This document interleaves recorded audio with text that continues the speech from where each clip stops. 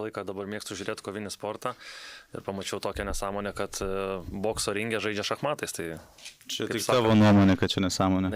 Kas žaidžia bokso ringė šachmatus? Protingi žmonės žaidžia. Nuo kada toks sportas yra? Tu gal atsilikęs, čia jau 20 metų egzistuoja tokios sporto šakos. Reiškia, atidėkime emocijas truputėlį šalį. Matot, karštas kraujas, aš negaliu kontroliuoti. Šachmatų boksas. Tai yra oficiali sporto šaka? Taip, 20 metų, 21, 22. Pirmą kartą girdžiu iš viso apie tokią sporto šaką. Sveikinu, esi dar jaunas, sako, tu esi jaunas, kol dar turi pirmų kartų naujų. Jaunas, mes vienmečiai esame. Bet tai, žinai, sieliškai, tu jaunesnis pasirodo. Tai šachmatus ir žaisko neboksuokis. O kodėl negalim būti tabu, kodėl toks kategoriškas? Tai kas čia per tas pats, kad plaukimas ir futbolas? Dar kartą. Pasakyk, šachmatų boksas.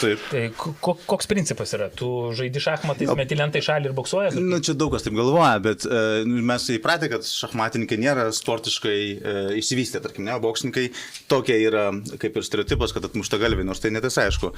O šachboksą tai tu ir protingas, ir stiprus bandai būti. Ir rodom pavyzdį tokiem kaip Viršila. Tai žaidimus šachmatais lygini protingumu, dėliojant šachmatais. Šiaip šachmatai sportas skaitusi, jeigu ką.